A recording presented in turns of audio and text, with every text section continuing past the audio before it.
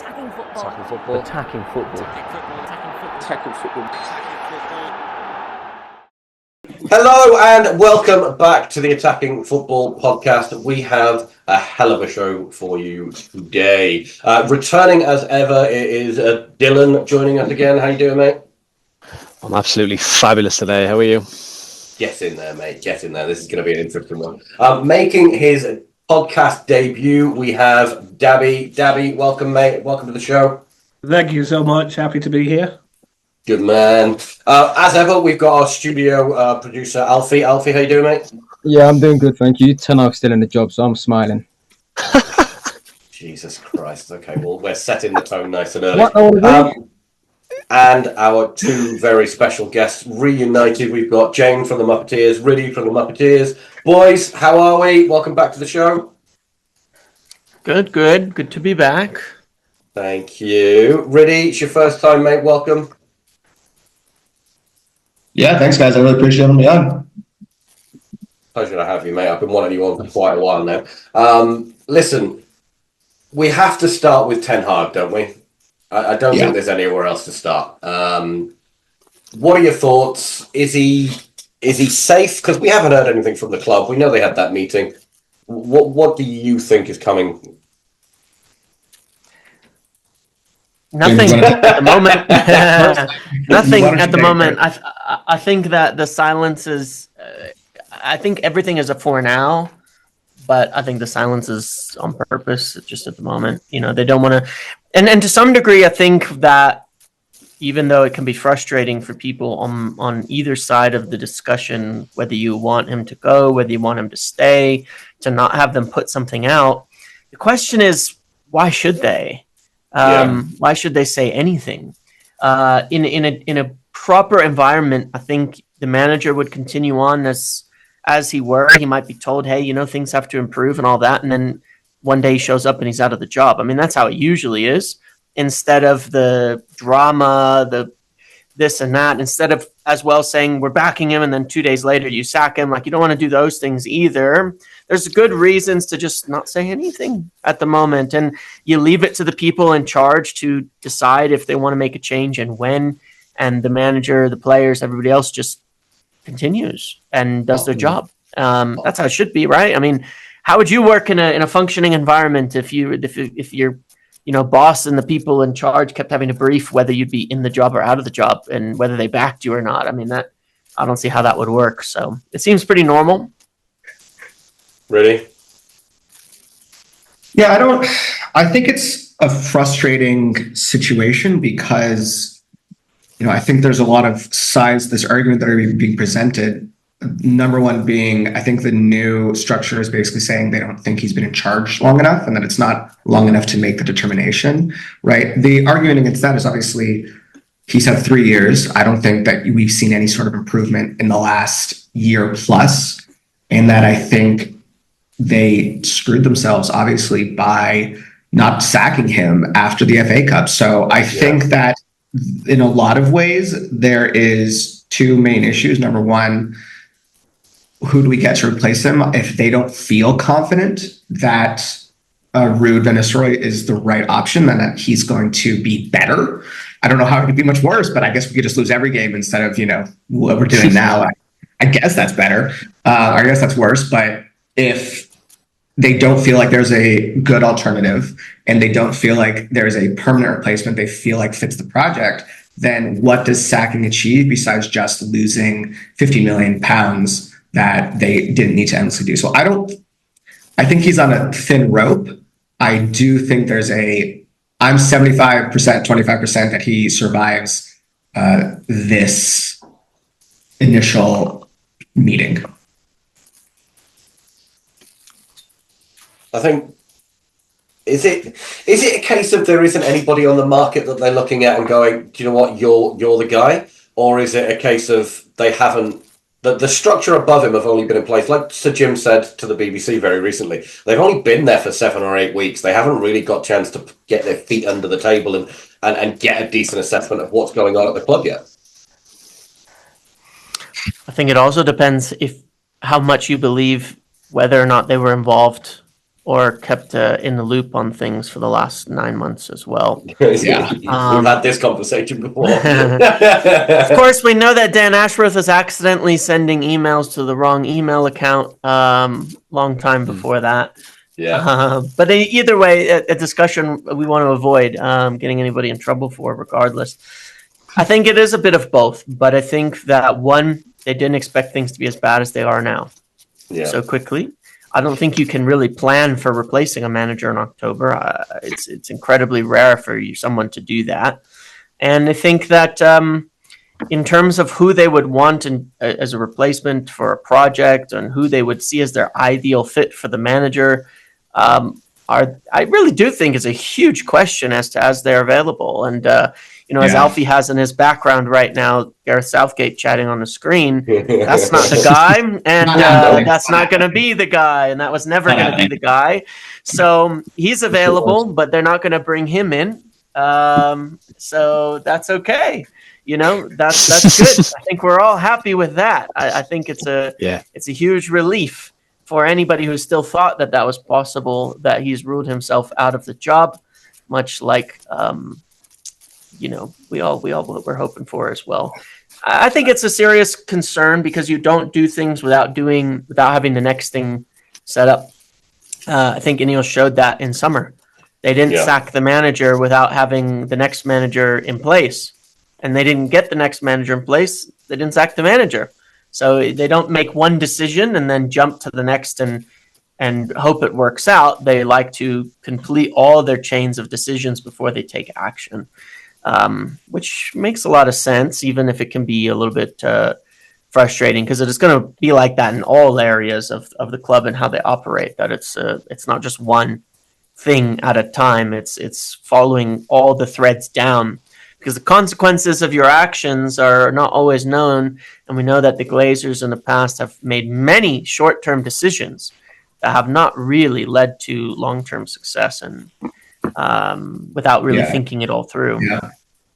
I think the other question on that one for sure also is there's one manager available right now that I think a lot of people believe would be the guy, and that's obviously Thomas Tuchel, but there's been no indication, and there's only been indication against that the structure of the new structure of the club believe that he is not the right man for the job. I think that he's a very short-term manager. He's shown that at all the clubs he's been at. And while there is short-term success, he's not really what I think the spirit of, Manchester United is. He doesn't really bring up youth players. He stays for 2 or 3 years. And while he wins something, I think if you're trying to set up the club in the long term, I don't think that Dan Ashworth and co are convinced that he's the man for the job. Because if he was, he'd be our manager right now. I think as well, there's an element with Thomas Tuchel. If you look at, obviously, Bayern sacked him and then tried to backtrack it a bit, and he didn't re-accept the Bayern job. And that says to me that he was demanding more control. Yeah. And you can only imagine that it was the same at United, that he wanted more than they were willing to offer. Yeah. And if Bayern are in the same position where they weren't willing to offer it to him either, then it seems a bit naive and silly to offer it to him from our point of view as well. Well, I think he turned down the job in the summer. I think it was actually offered to him, and I think he said no. Yeah, right. I think he didn't want what we were offering. Yeah, exactly. I mean, there's some quotes. There's some quotes in Build, and some people would interpret them different ways. But essentially, he was saying he didn't want to. He had disagreement over sort of like how the setup would be, and that would imply that he doesn't want his job being dictated to by people outside his control, that he doesn't want the squad being so dictated to. And it's a little bit of a question, because you've seen there's been times where supposedly at Chelsea he did just want to coach and didn't want to be involved. I'm not so sure that's the case, or whether it was he didn't like how it was happening. And it's messy. One way or another, Thomas Tuchel has not lasted very long anywhere for quite a long time, even though he's a good coach. And you have to question the reason for that for him. And that as we've kind of seen, we do know that the new leadership want someone in place that's going to listen maybe a bit more than he'd be willing to, they would have concerns over anybody who's not there to build and stay for a long time. There's a lot of managers that have built and stayed for a long time. And if you're looking to Manchester City, Liverpool, Arsenal, for the example, in England, well, they've got consistency with managers for 4 or 5 years now.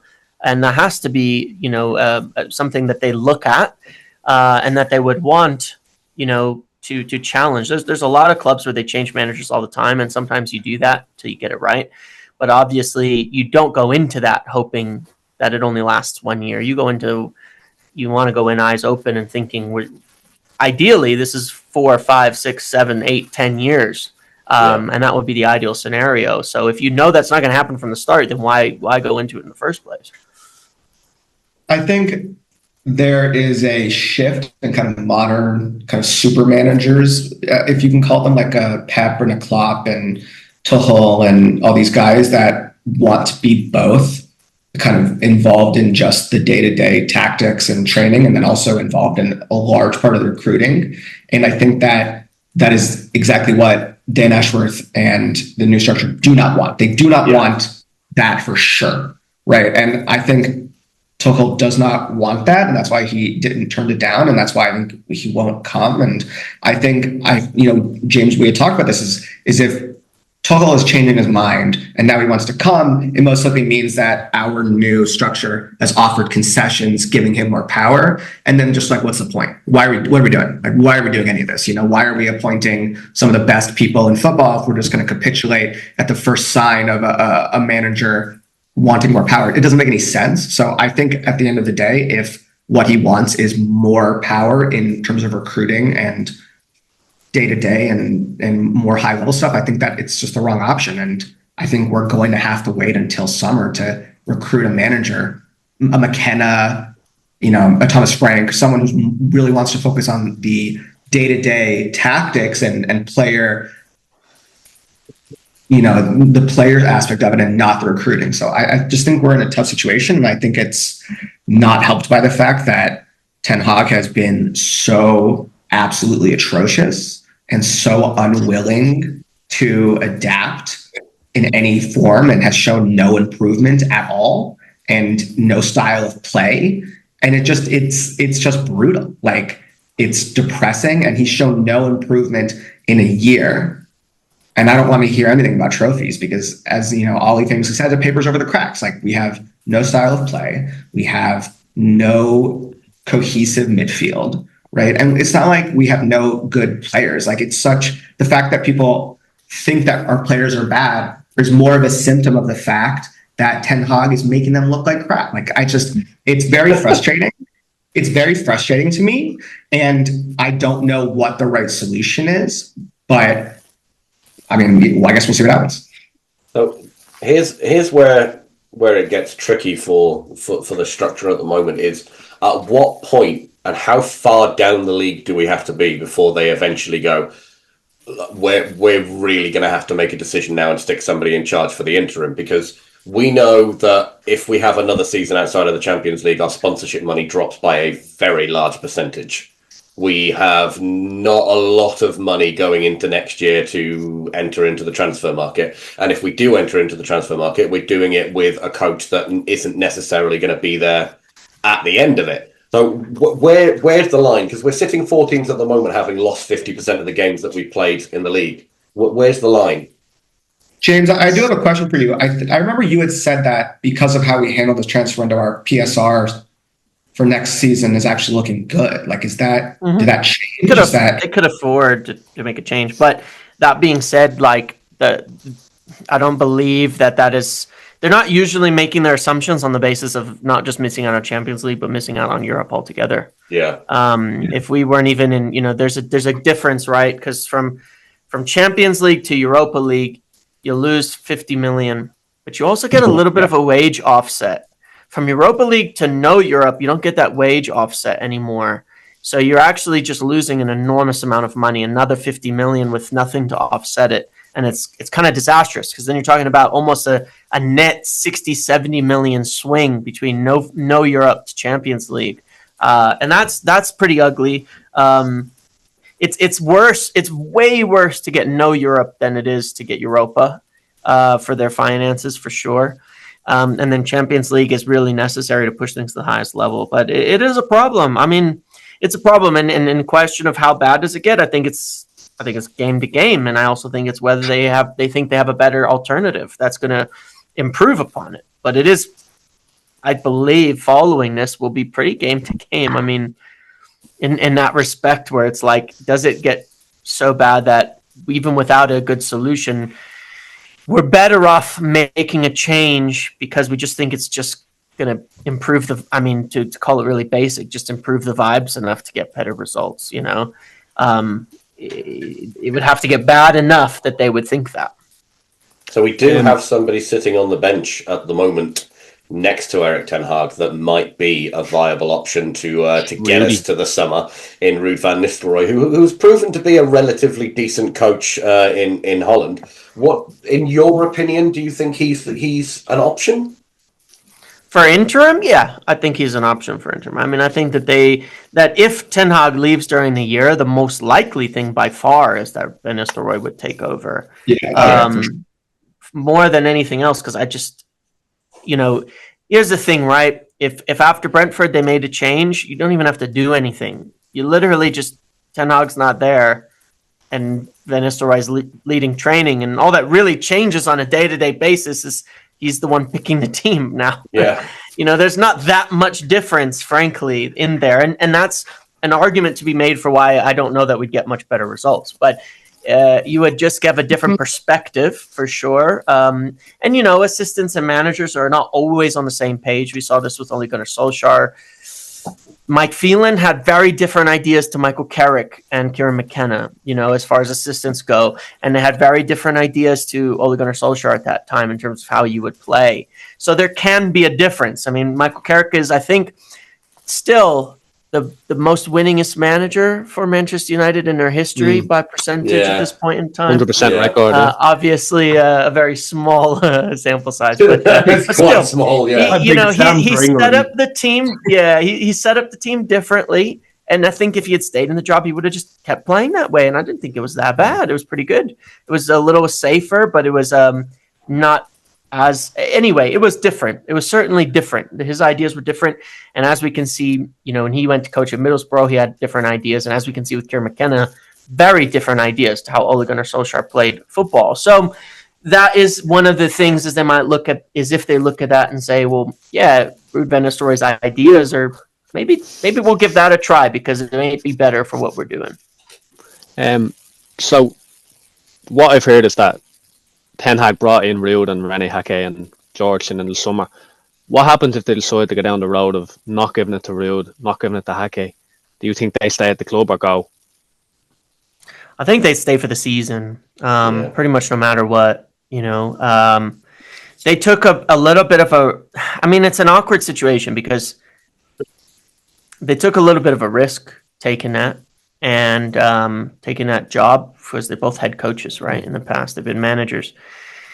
I don't think they would leave so quickly. They would stay for the year, but both of them. I think it's there's a good chance that for Georgeson, someone who's worked with Jason Wilcox in the past, would stay on longer term. And I think that Ineos and them would like to, no matter what happens, have at least a couple people they're familiar with on the coaching staff. So yeah, I would say they would all stay, and then over the course of the year, towards the end of the season, you probably hear about them taking up other jobs, to somewhere else. Yeah. Okay. Before we wrap up our little conversation on whether Erik ten Hag can go, I think we all know where I stand. We know where Dylan stands.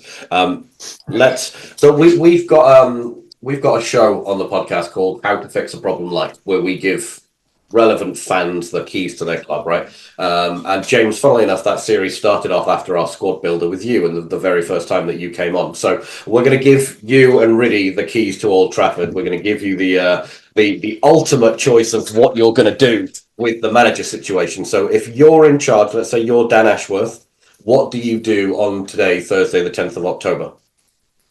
I would sack Ten Hag yesterday, if I could. Yesterday. 3 months ago? 4 months ago? 3 months ago, like they should have in the first place.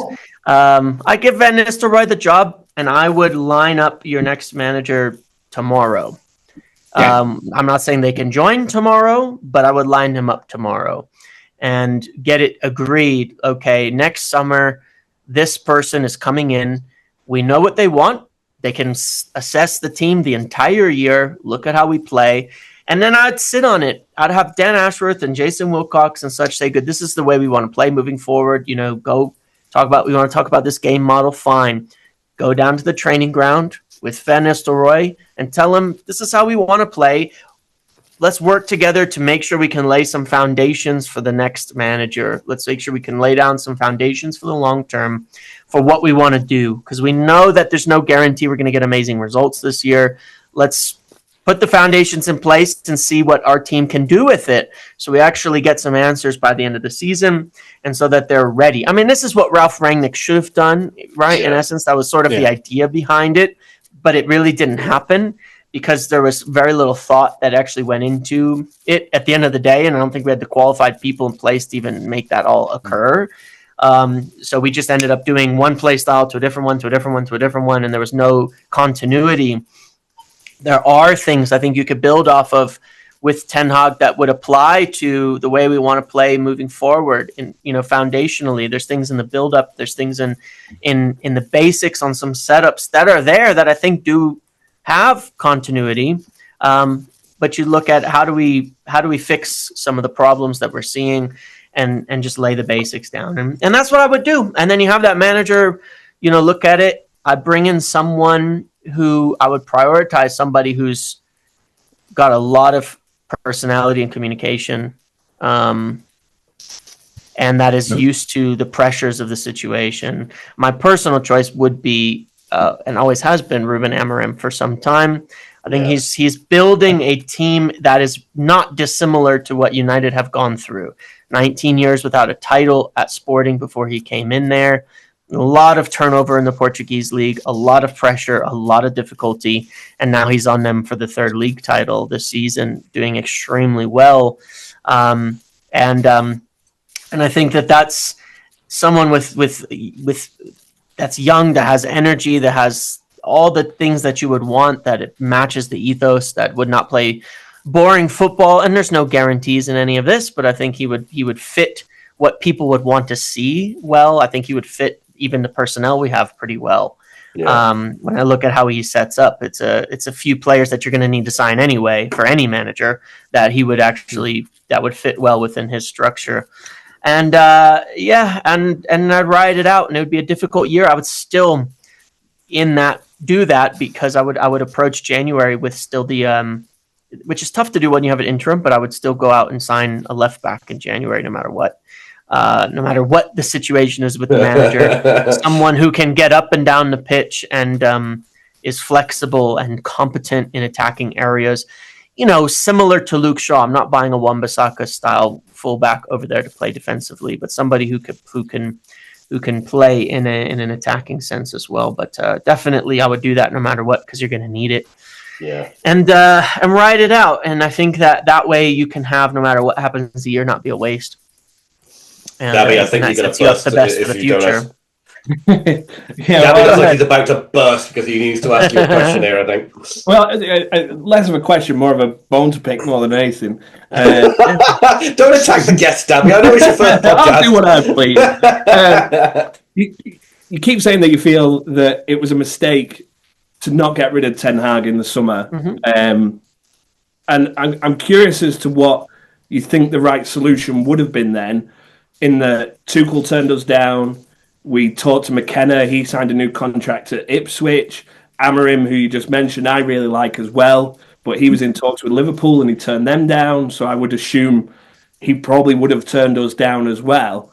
So if we had pulled the trigger in the summer to get rid of Ten Hag, what do you think we should have done after that? What's the next step after that? Because obviously the process they went through, in the end, they determined that there's actually no one out there that's better than Ten Hag. Who do you think that person is that you think would have made a bigger difference and and maybe change things. Yeah, well, I think that it's one of those instances where, despite being a strong proponent of planning, I think sometimes the worst thing you can do is nothing.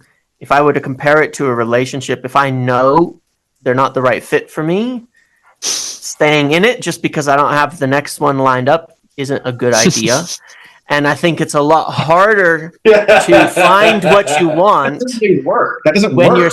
you're right. It doesn't work. And I think it'd be really hard to find what you want if you're still in a bad relationship at the moment. I just, it doesn't make sense. It's like, you got to be single for a while to figure it out sometimes. And I think that's how United we're at.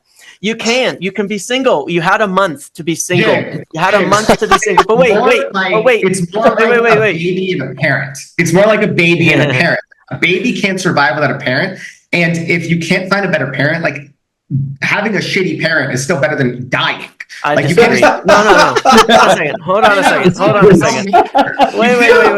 That is a terrible example. That's a wild analogy. Hold on a second. There are thousands of people that you could just give the United job to. Come on, man. I'm not saying they're the right people, but there are thousands of people. There are thousands of coaches. There are thousands of them. Van Nistelrooy, you just hired him. Why couldn't you give him the job if you were in a pinch, for example? And he could have just taken over for the year and said, cool, you're going to get a chance to manage Manchester United. Welcome back. Bring Ollie I'm just back. saying you could have done that. Yeah, but Ollie. what you don't know is how is the discussion. How could you have discussions with other managers when you're waffling about whether you're keeping your current one? I don't think you can. I really don't think you can do that. I think that led to a lot of doubts because what happened before the FA Cup final? They obviously spoke to someone who told Chelsea via somebody that they're sacking Ten Hag because they were talking to managers. And and then it went into a huge shitstorm and it went crazy and it was denials and it was a mess and it was all of this and all of that. I think that if they were actually going about hiring a manager, they should have just sacked Ten Hag that day after the cup and said, "Thank you. Let's walk out the front door together. You won the cup. It didn't work out, but we're just looking for our own person. We're a new owner because at the end of the day, that's what it comes down to. We're new. We want our own people in place. We've gotten rid of every single other person at the club except the manager." And I think, regardless of the qualities of Ten Hag or not, it's doomed. And it has been doomed from the start because of that. He's just not their guy, and he never will be. And there's always going to be that underlying it, whether he, and that may make it their fault and not his, that this season is going so poorly. Doesn't matter to me. That's why I think it's a mistake, whether Ten Hag is good enough or not. If they had actually just let him go, then they could have done it. Look, what's the difference? You knew Jurgen Klopp was leaving a year ago. You didn't have a manager lined up. You still went out and figured it out. So you can go with not having a manager in place. You just have to go find them. They've had many instances. You knew Xavi was leaving Barcelona. They figured it out. We knew Tuchel was leaving Bayern. They figured it out. Most big clubs were in a period for months without a manager. But then it's like, you have to figure it out and hire somebody if that's the case. If you have a fallback option, I don't think you can ever get through a process properly when you have you haven't committed to it. That's what I would say. I think they that's why it was, to me, a bit of a mistake and kind of shambolic from them to do it. I think they needed to commit to one route or the other, no matter what. Either way, if they were going to keep Ten Hag, they should have not done that whole process. And if they were going to let him go, they should have let him go instantly and then just gone out and gotten a manager. Because what does a manager think? I'm going to go through all this. We're going to discuss it, but you're not telling me whether you're actually letting go of your manager or not. I don't get it. I wouldn't go to a job interview with good feelings if they were telling me we don't even know if we're actually hiring for the job or not. That just doesn't make any sense. There's an episode of Friends, right, where they talk about the fear. Where you don't really have the motivation to go and get your job unless you leave the one that you're in. I think that's basically what you're saying there. The analogy I used a lot in the summer was kind of like changing a car. And I thought that United approached it almost in a way where they went out onto the market, they went through a few car showrooms, chatted to the salesman, and they went, you know what? I actually don't like anything I've seen more than the car that I've already got. And I guess what James is saying is you should just sell your car, because then you're like, well, I've got to walk to work, or I need a new car. What It doesn't work. in regards to Riddy is really now enjoying this. in regards to like how they came to an agreement for him to stay, he obviously didn't sign a new deal. How much control was taken off him? Because it's really looking like, I'm not sure if you've mentioned this in the past, it really looks like, it really looks like Ugarte isn't his signing though. None. Anyway, Obviously, he had to play ball a little bit, right? Because they're still his boss. They could still sack him, and you still have a whole relationship there, right? But we can all see it. He doesn't want Ugarte. He has no idea what kind of player he is or how to use him. He wanted to keep McTominay and bring Amrabat back. That's just the facts of it. Obviously, he had to be convinced of it. Nothing was taken off of him at the end of the day, and that's why they didn't agree a new contract. You know, the clauses that were in place, the protections that he had, he asked for those when he joined, and I'm not blaming him. I'm just saying he did, and he's got them, and he wanted to keep them, and so you know, and that was you know, that speaks to the point I was making about this. He doesn't fit, you know, and that's where it was sort of a funny thing in that respect, because I bet you he has more control than Thomas Tuchel was asking for. But probably. You know what I'm saying? And so that's where I look at it. I'm like, if they didn't have a manager, they could have compromised. Right? They could have compromised a little. Yeah, in his contract, they could have compromised a little on Tuchel. By not doing it, they compromised way more because they could. But they were already screwed by that point in time. They've said, we're keeping Ten Hag, we're going to talk about a new deal. And then the talks never actually formalized because he had him over a barrel at that point, you know, by fault of their own. That's why it was a mistake. They completely lost all their leverage in the situation by doing so, the way that they played it out. And I think that's a normal error. I think it's a normal error that I expect them to make, being in the position that they were in. So it's not like I'm saying it's this unforgivable, you know, awful owner situation. It's just that, you know, I think it was an error. I think it was an error in how they went about it, because they end up giving more than they would have hiring someone else, compromising more than they should have. Let me give a analysis / defense on what I think is what happened, right? Like, I get what you're saying, but I also disagree, because I don't think, like, when we sacked Louis van Gaal, and we brought in Mourinho, we did that because we had Mourinho, right? Like, I don't think you can steer a ship without a captain. And the question is like, obviously, a bad captain is potentially better than hitting an iceberg. And I know we're going to hit an iceberg anyway because our captain sucks. But I think at the time what happened is they explored other options, right? And they said, look, like, they said, and I'm on your side on this. I think they should have sacked him, but I think if they weren't convinced in any of their options, and you said, why not just give it to Ruud van Nistelrooy? I think it makes them look better if they say, well, look, like Ten Hag has had no structure. He has had no consistency. He has had, you know, players bad structure, you know, whatever. Like, he's shown signs that maybe he can get it done with the right support in mind. Let's get him new people. Let's get him better players. Let's, you know, help him. And then look, like, if we want to give it to Ruud van Nistelrooy, let's bring him in. Let's give him the opportunity. And when he inevitably sucks, which he is, let's just give it to Van Nistelrooy. Let's give it to Ruud, right? I think it makes sense to do that if they really didn't feel that there was anyone else out there. I think that just jumping off the cliff and hoping that you can turn your shirt into a parachute before you hit the ground doesn't make any sense, right? Like, you need to have a parachute, and at least Ten Hag is a parachute. I don't know if you can just. Let me give you an example. Barcelona sacked Xavi before the season was over. They found a new manager. They're in first place in La Liga. Okay, so they jumped without a parachute when they decided to let go of Xavi, and they gave themselves time to do it. The problem is, they didn't give themselves time. They went about it poorly. And the other issue is where it's not an excuse. The structure It wasn't doesn't in matter. place in time for them to It doesn't sack matter. him, right? Then they Like, shouldn't have started. Then they shouldn't have started the process. There's know. no way around it because this is their job. This is their job. They're either stupid or incompetent. Okay, one or the other. Okay. If you mess it up, it's either stupidity or incompetence, right? Because they didn't have to start that process. You know what I'm saying? So I agree with your point. If they didn't have a replacement lined up, if they didn't think there was anyone out there that they liked, don't do it. Don't start it in the first place.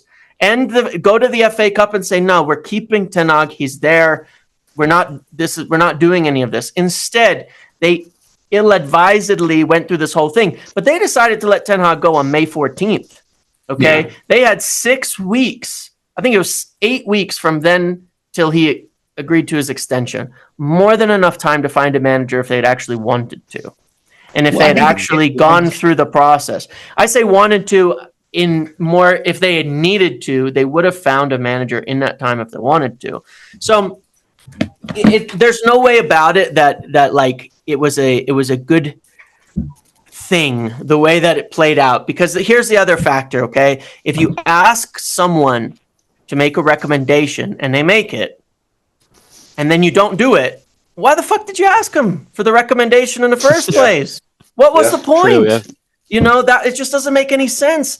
That was incompetence to me, because if you're going to sit there and say, okay, Jason, you're in there now, assess things, tell us whether he should stay or go, and he says he should go, then he should go. Otherwise, you've just undermined the person you just hired to make that assessment, and you've screwed it up. So I put this season much more on Ineos, because I think at the end of the day, like I said, it's doomed. And I could go on about Ten Hag and mistakes and things like that. He's just not their guy, and the way that they went about it, I think it was doomed from the start. You know, he knows it. We all know he wasn't their guy after summer. How does that work for someone like him in that position? How does it work for the players, which is factual, right? We've seen the reports where half of them thought he was gone, and most of them are surprised he's still there. How does that work on an everyday basis, no matter how many times you say he's there, if that's in the back of their minds? The littlest things can lead to the biggest problems at when you're talking about the top level performance. I agree with you. I will say, I think we are the new leadership of this club, right? Like, I want to instill the most amount of confidence in the fans as possible. Like, what is the right call? And I don't think that if let's say, James, you're a businessman, you acquire a company, you decide to sell all of you decide to fire all the executives. And then you're like, you know what, I can just find other executives. And then you either don't. You mean what every single company does in history when they make an acquisition, which is to get rid of every single executive. That's what they can merge into your existing executives. My point is just that. My point is just that. We've had cars, boats, babies. My point of this is just that I think that it looks better to not just say, like, we'll find somebody, to say, like, we didn't find anybody that we thought was good. If your first decision as the new owners is to sack a manager that, to be honest, stupidly, and I blame all of our fans for this, I blame every single one of these idiots that signed that stupid open letter, and I don't want to hear otherwise. If you want to tweet me about it because you're one of the idiots that did that, I don't give a shit. You can do it. You're dumb, and it was stupid. Right, an open letter for a man that finished our worst ever finish in the Premier League with a negative goal difference just because he won an FA Cup is preposterous. Regardless, if you are a fan and you think that a lot of the fan sentiment was keep the guy, I think it instills more confidence to say, look, we didn't find anybody we wanted. Our first decision of this club is not going to just give it to some random jackass who could fail. Let's keep it with the guy we have that has won an FA Cup that the fans like. And if it fails, we can say, look, we gave it a shot. And that's what's happening right now. And I think it's time to sack him, and they need to sack him. But am I potentially, maybe dick riding Ineos too much? Yeah. Okay. Maybe there's a sunk cost fallacy I feel about my loyalty to this new structure. But I do think at the end of the day, if there was somebody that they thought was good, they would have brought him in. And that I don't think just firing him and hoping you can find somebody or giving it to one of the 1,000 people is potentially the right option. Okay. Well, I think go on, Dale. no, I think like obviously we can criticise Ineos, but if Sheikh Jassim took over, Rio Ferdinand would probably be the manager right now. So we are really That's blessed true, at yeah. the end of the day. That But is a true. question I was going to ask to the both is Ineos' projection of winning the title in 3 years. Do you think that is with Ten Hag in charge, or does that change if we change management? Like, is that per manager to manager? Like, say if Tuchel takes over, is the projection 2 years? Is it 1 year? No, I don't think it changes. And I think the simple answer here, look, and this is why I say the whole thing is kind of incongruent, because from my eyes, the way that it's happened is the only guarantee that it wasn't going to work. If you have a project to win the league in 3 years and you only have a manager under contract for 2, something's not adding up here on your plans, because you're saying, yeah, we want to win the league in 3 years, but we're not confident that this is the manager that'll be here in 3 years. Yeah, true. Like, you can always sack, so you could have it just tells me that it's anyway, I think the timeline doesn't change either way. And I think that they don't want to throw this year away because it's necessary as a building year, but it is a building year. And I think the bigger concern is whether we're building this year or not. You know what I mean? And I think that certainly after everything that happened, they wanted to give Ten Hag the season and see, can he build? Can he progress forward? Can he go? And then we would decide if we want to give him another 3 years, right? And take him into that period of time and see if he's really our guy. So, yeah, they wanted to give him a year, and I can understand that. I can understand that. As I said, I just think that conclusion should have been reached a lot earlier. And given that they reached an alternative conclusion, that's where it becomes problematic, because everybody knows it. And, the tension... I would even take this thing like this Ugarte situation, right? If you read some of the reports, which are true, Jason Wilcox was a big fan of him, big proponent of his signing. Well, Jason Wilcox was also a big proponent of Ten Hag sacking, and he knows that too. So how do you have a positive working environment between these people with that over your head? And there's always going to be egos clashing and things like that when you have all of that. And that worries me, because I look at it and I think, that's tough. How is that going to work out when the guy who wanted to sack you is the one pushing for you to get rid of a player that you like to get in someone you don't like or don't know?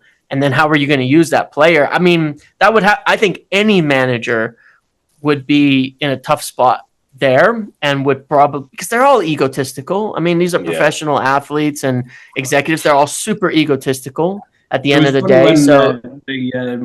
When Ten Hag said that it might take months to integrate him because he's not... Oh, he's making sure it's going to take months now. Yeah. Then, like a day later, he played 90 minutes for Uruguay. It was like, wow. Yeah, and he's on the break again, and he's going to play. We're going to play now.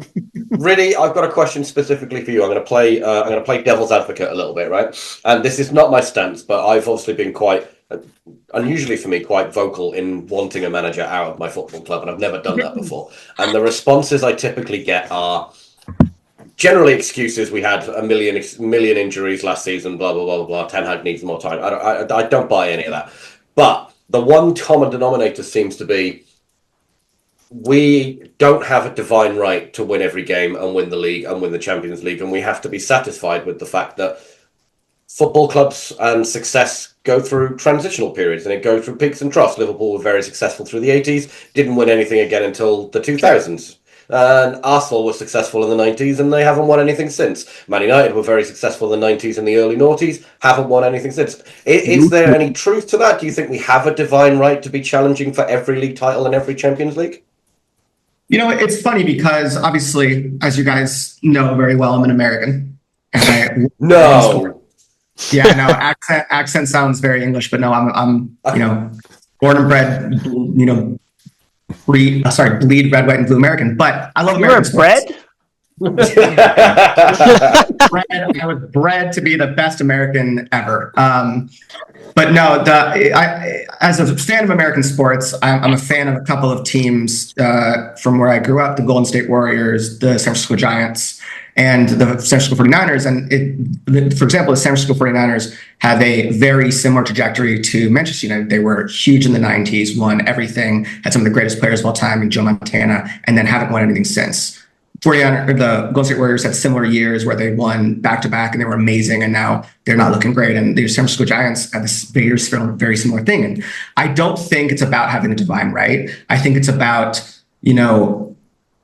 consistency in building a franchise. And that's it's true in America. That's true in England. Like, you don't have to win every year. And if anyone thinks you should win every year, it's insane. But what you should have is competent people in charge that know how to build a team such that you're at least going to be not, 13th in the league, 4 games in. Like, you need to have consistency, right? Like the Golden State Warriors, for example, they have consistency because they know how they want to play and they know what they want to do. Right, you need consistency as a club, and like, I don't expect them to win a trophy. I don't even expect them to win a trophy every year. Like, who cares? What I expect them to do is to have a consistent style of play that is the Manchester United spirit, and it's how Manchester United plays. And even if we don't win every year, even if we lose every single game, I want us to at least be trying to implement a style of play that is exciting for the fans. And I was I went to England last year. I went to Old Trafford. It was in December, and we lost 3-0 to Bournemouth. Right? It was like, absolutely kill me. God damn it. But like, if I had gone to that game and we had lost 3-0 and it had been an exciting game and it had been attacking and it had been a style of play that I'd seen all year and we lost, I would have said, man, what a great game. Shame we lost, but like, what can you do? We played like shit. We played differently than we played every other goddamn game of the year, right? Like, there's no consistency, right? And all I just want is consistency and an attempt to implement a style that just isn't there. So no, I don't think we have a divine right. Right. What I do think we have a right to as fans is the expectations that the people in charge are trying to be Manchester United Football Club and not Everton. Okay, I think that's fair. Dylan, is that how you read it?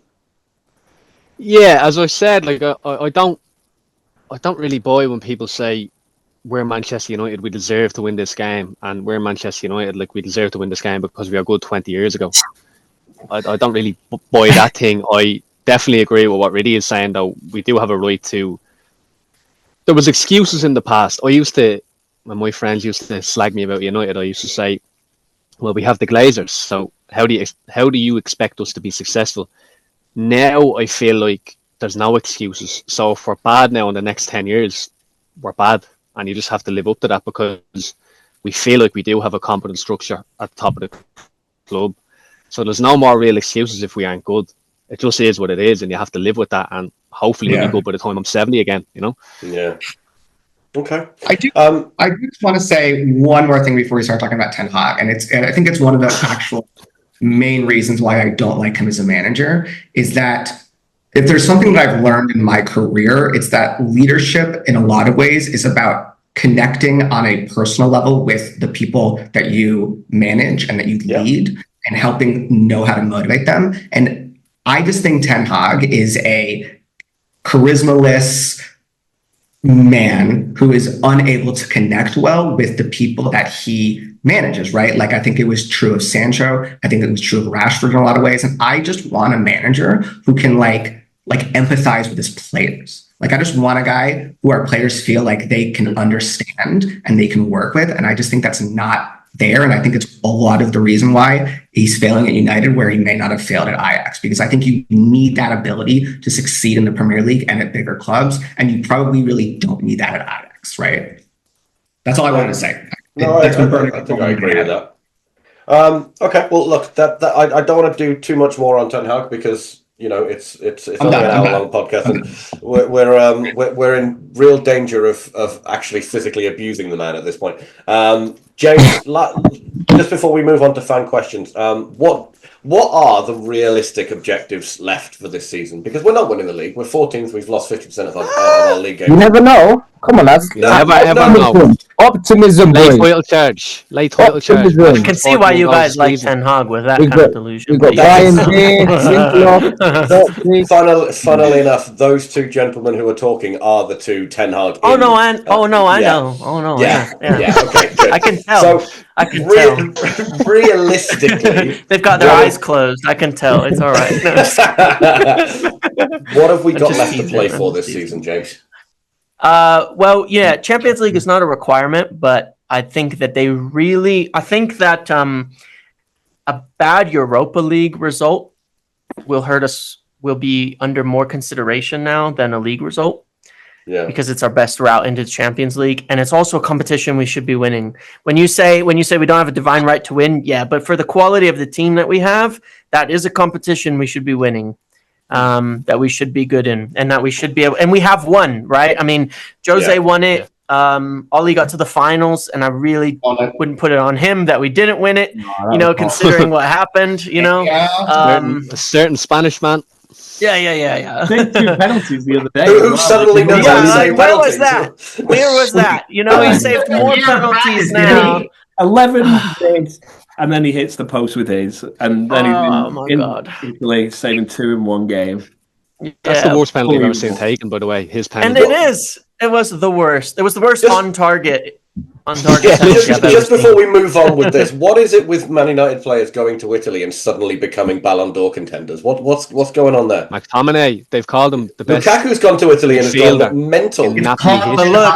Lukaku tried to come back to Chelsea and did poor too, right? Yeah, there is a difference in the league quality, in the style. I shouldn't say quality because I don't think that's fair, actually, right? It's more the style than it is the quality, because I'm not going to say the players in Italy are bad, but come on, Ashley Young was not fit to continue playing at the level of the Premier League desires. You can see he's back in the Premier League now, not performing at a high level. A lot of those players were just, it is a different pace. There's different spaces. There's different pace of play. That's really what it is. And I think you can get away with different things there than you do in the Premier League. And it's that simple without insulting any of them. And it's true as well that,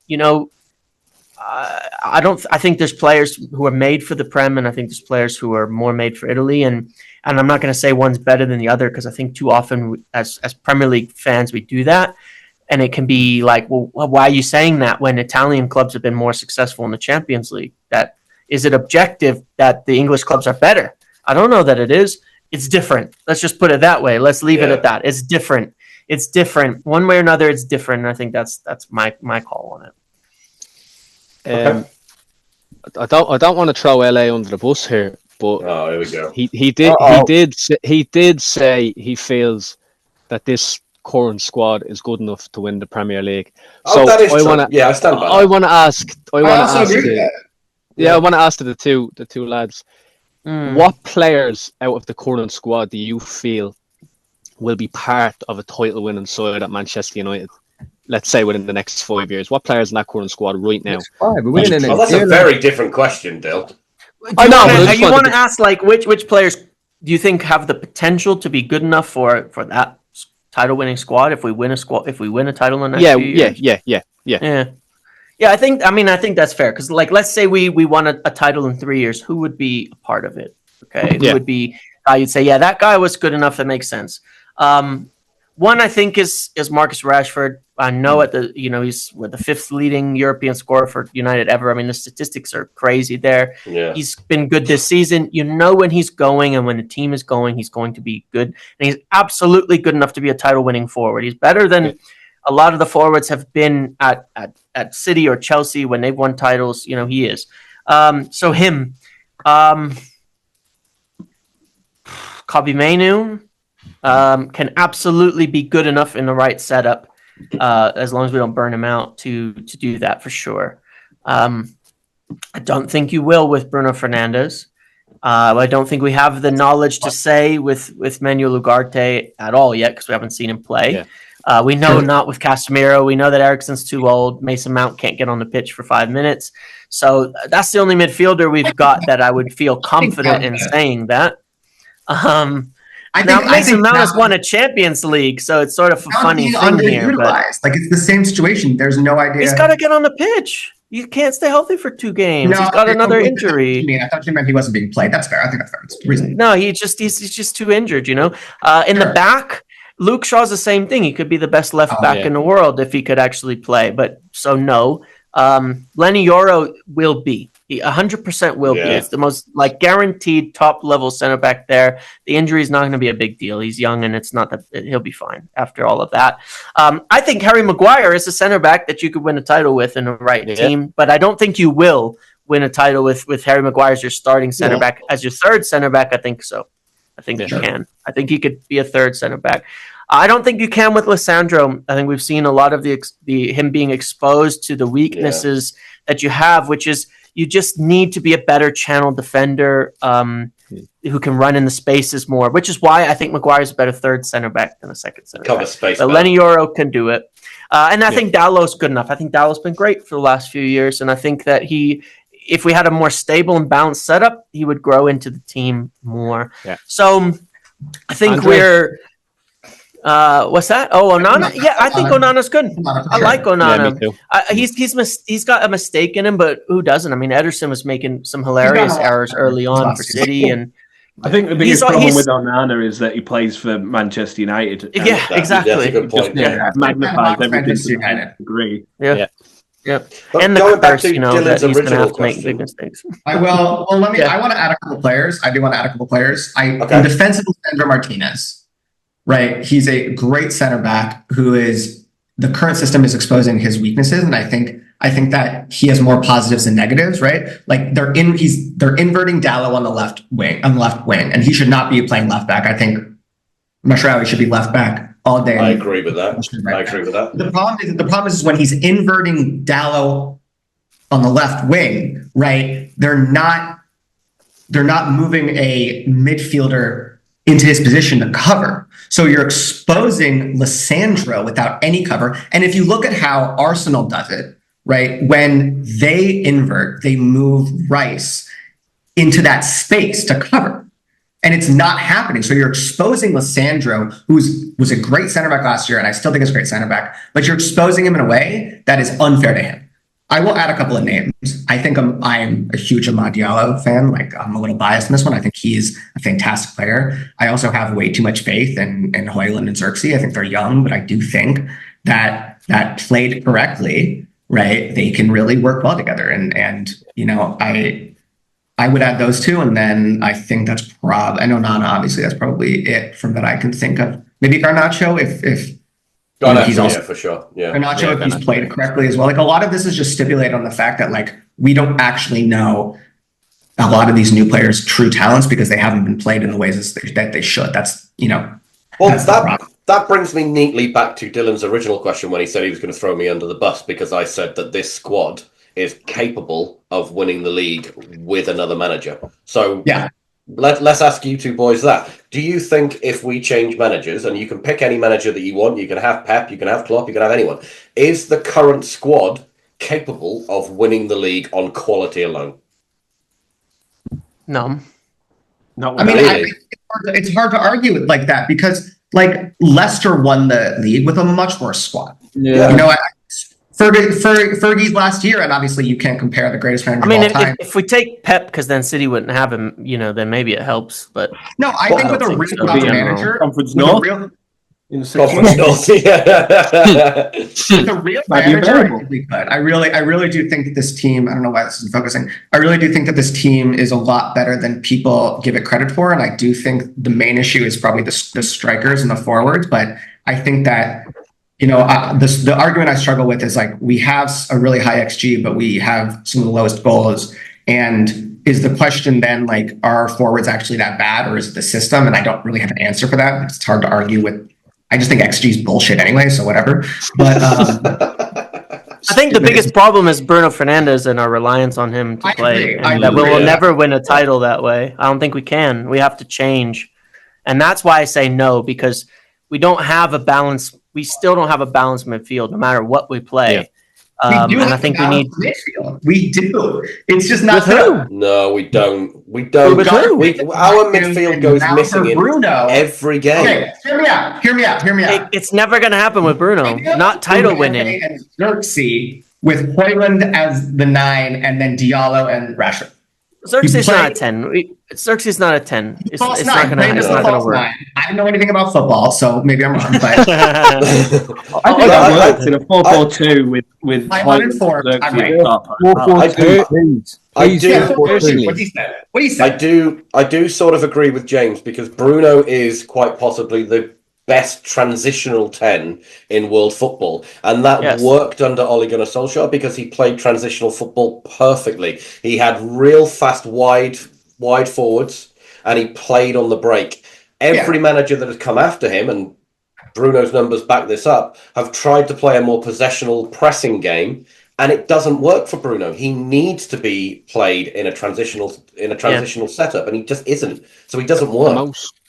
The most balanced midfield is probably Mount, Menu, and Ugarte. Yeah, I agree with that. If Mount could play, it would be, I would agree.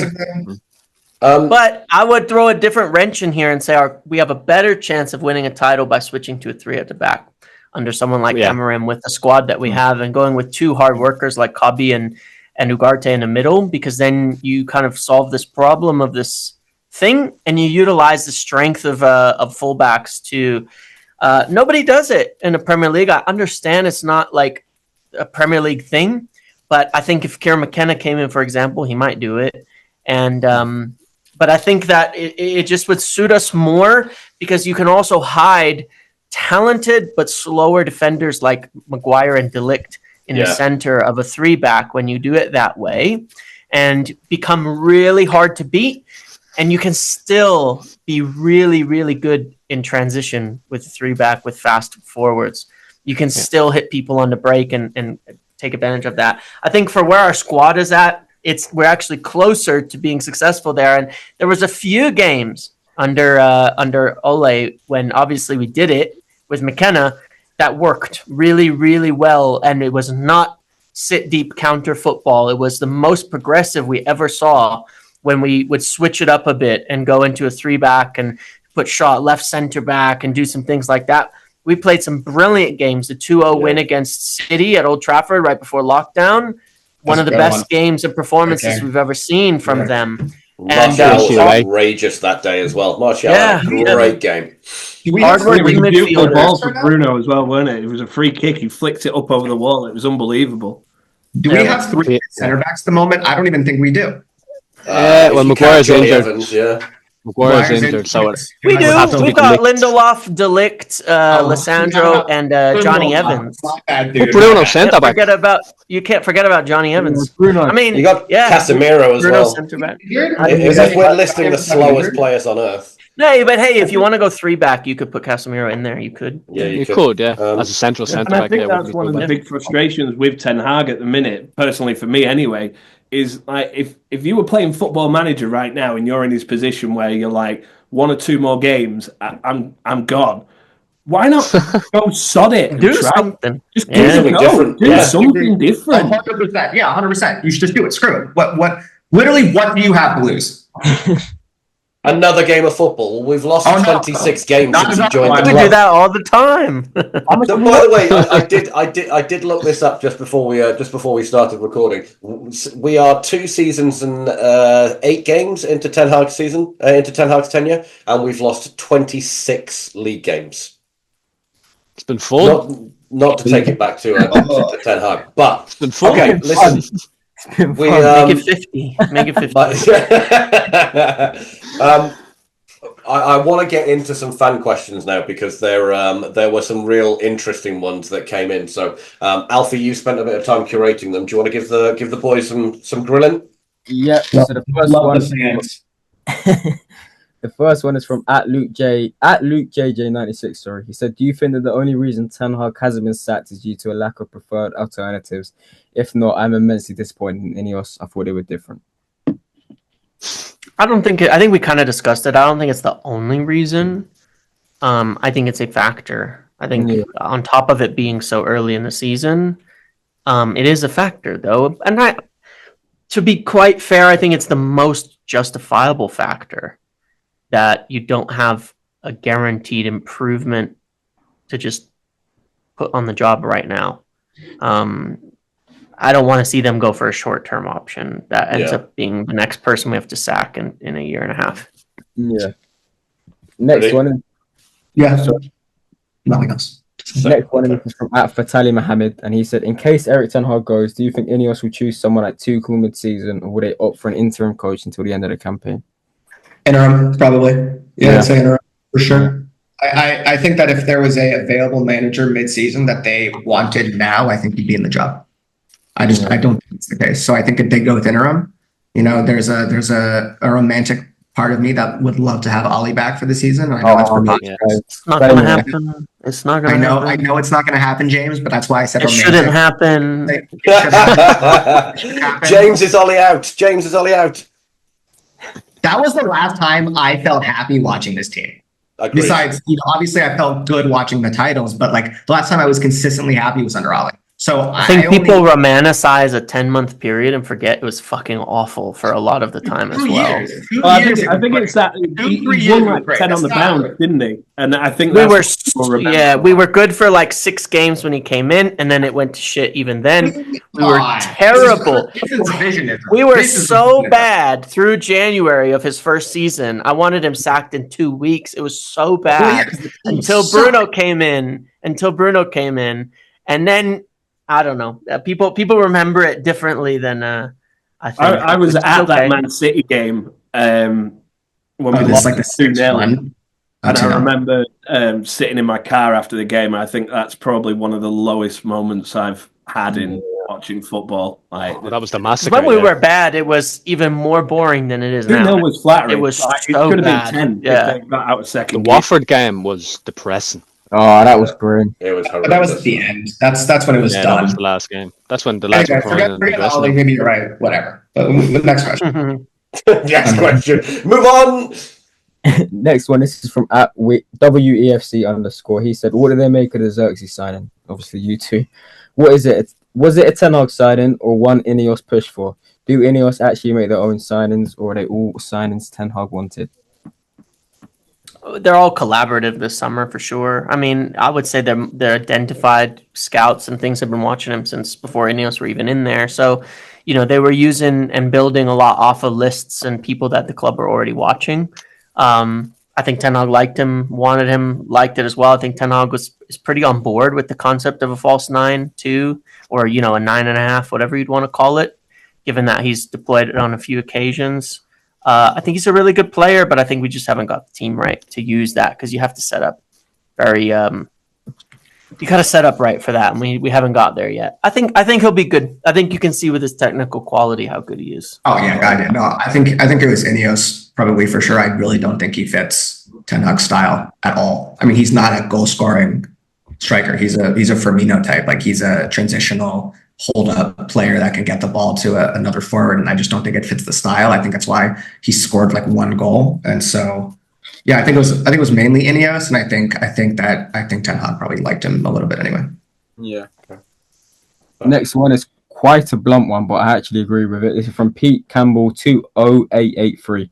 He said, "Why don't we buy someone who could score goals?"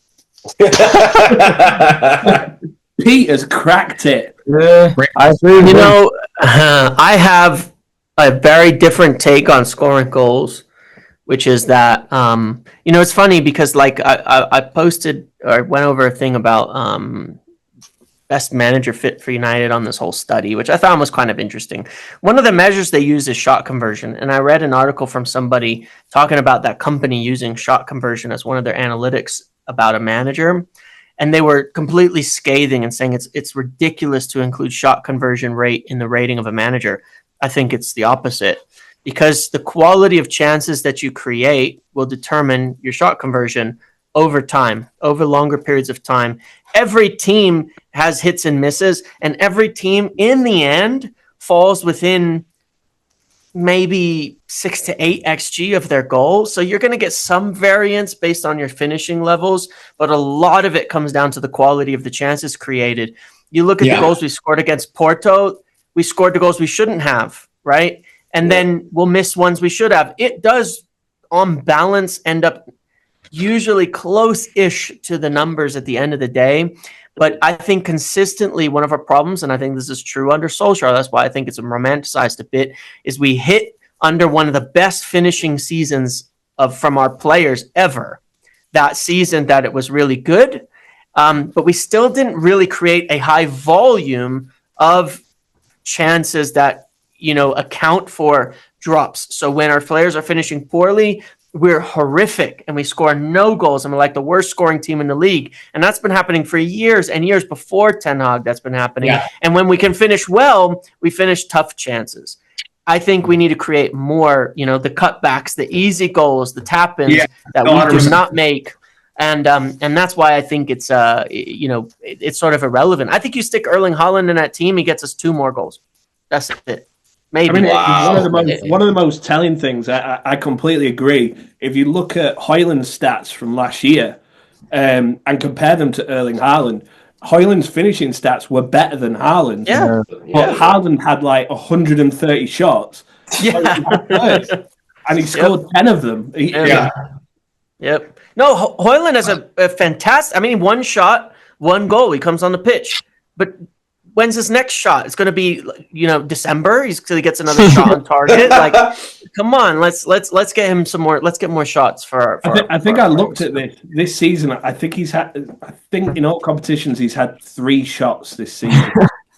Well, you look at Rashford, right? He didn't get one until Southampton. The whole season, 4 games. Yeah. He didn't get one until that game, and then he scores, right? That's crazy. We can't do that. So, you can put whoever you want in there. They're not going to score a lot of goals for us until we sort it out. I will say also, besides just the quality of the chances, which I think if your argument is, if someone's argument is XG is a good indicator of the quality of the chances, and we have high XG with a low shot conversion than it is on the forwards.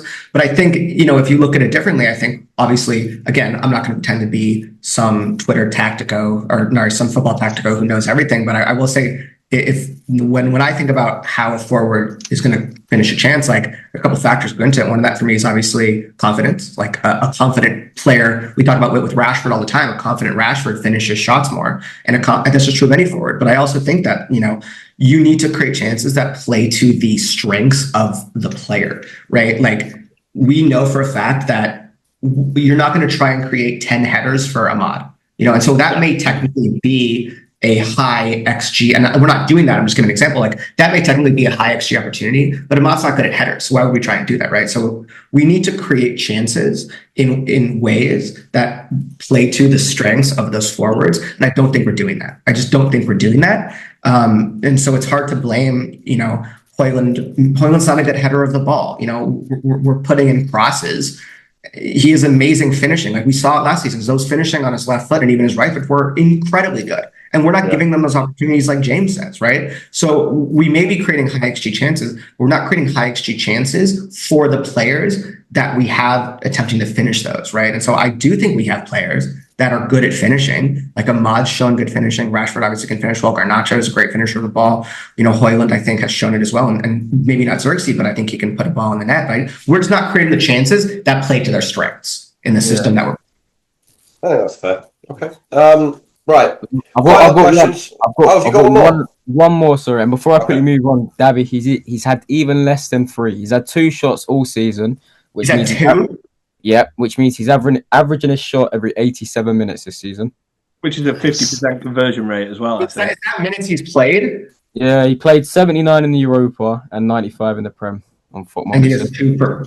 And he has 2 shots. I mean, I think I was looking at the Champions League stats last season. I think he had 11 shots and got 5 goals, which is something crazy Champions like League that. as well. It's unbelievable. And we didn't win any of those games. we didn't win any. That group stage was awful. Anyway, last one. At Joe James Jepson, this is from, and he said, who are the other potential candidates to be interim manager should they make a change, and should they not opt for Ruud? I've got no idea. I don't think there are any at the moment. I have no idea. Should be all right. Your mic, but Hang on. Can you hear me now? Yeah. Yeah, I got no idea on the answer to that. Yeah. Honestly, I think that they might evaluate some random people out of the job, but I don't know. I mean, I don't think there is a much of an interim option that has been looked at as of yet outside of Ruud, and that is, of course, It was ties into the whole discussion. It's also kind of my, and I think our understanding maybe at the time, and maybe we're wrong, and stop me if I'm misspeaking, but I know there was a lot of there was a lot of stuff about Ruud being a Ten Hag signing, but I do remember hearing when we hired him that maybe that Ineos was potentially also very involved in that in it for it to be a contingency plan. So I think he was the contingency plan all along. So I don't think they would I don't think there is anyone else really. Again, correct me if I'm wrong, James. Right. Last questions from the boys then. Dill, last question. Just wanted to know if any of you have heard, because the reports came out last week and they were very interesting, about Oscar Hiljemark from Elfsborg. I don't know if either of you have seen them reports, but apparently he's on the list for the managerial position. Very interesting one I seen last week. 32-year-old manager. I have absolutely no idea if he is or isn't, to be quite honest. I have absolutely no clue. Can he speak properly? Because I mean, I'll get him in there. Whatever. Is he Swedish? Yeah, he's Swedish. Yeah, he's 32 years old. They just beat Roma in the Europa League and they won the league last season. So yeah, I don't. Yeah, I'd be honest and think I do think that the next manager they've come to terms is going to need to be somebody a little bit more experienced. And yeah, I agree. Yeah, I think they've come to terms with that. If they make a change, that they need someone more experienced, because I think otherwise we'd be hiring Graham Potter right now, who they do really like as a coach, but just don't think there's big doubts over his ability to handle this kind of job. Yeah. Okay, Davy. I was just thinking. I know United Scoop was saying about Chido Obi Martin potentially being the third striker. Do you think we'll see him this season? Yeah, it depends how the season goes. Like it's one of those things where you don't really want to give him a baptism of fire, do you? Yeah, you need the opportunities. Like it's a little bit weird. Like our Europa campaign is not off to a start where I feel like we're going to have games to waste. Which sometimes you get in the group stages with how the structure is now. Ten Hag takes cups very seriously, as we know. Yeah, the league. The thing that I would say is if we're so bad in the league, you might have a few months where the games are essentially somewhat pointless, and then I think you get some time. Yeah. It's about opportunity. Circumstance matters when you're getting those guys in, and sometimes the circumstances just align to get a young player in, like Rashford got in based on injuries and things. Sometimes it just happens, and you have to do it. Yeah. So maybe in the league. I mean, who's our next opponent in the league? Brentford. Oh, League Cup. Oh, Jesus, who did we get? I'll check. Let me have a look now for you. is it Burnley? Why do I think it's Burnley? And Mikey Burnley actually. Leicester at home. Oh, God, no, we're gone. Leicester, you're right. We play Leicester 2 games in a row, don't we, or something like that? We do. like to see you. It is close though. It is close though. About 10 days away. No, I don't. I mean, I'd love to see it. Maybe if, maybe I don't know. Maybe if Hoyland gets injured, It's not gonna happen. Yeah, It's not gonna happen. Alfie, have you got a question for the boys? No, I think everything's been answered. I can't really see how you don't think we're going to win the league this season. But apart from that, nothing. Have faith. Ruud van Nistelrooy is the chosen one. Trust me. Ruud's at the wheel. Okay, listen, boys, thank you very much for joining us. It's always a pleasure to have you on, James. Riddy, I need to get you back on again, man. It's lovely to have you. Thank you for coming around, man. Whenever you want me on, hit me up.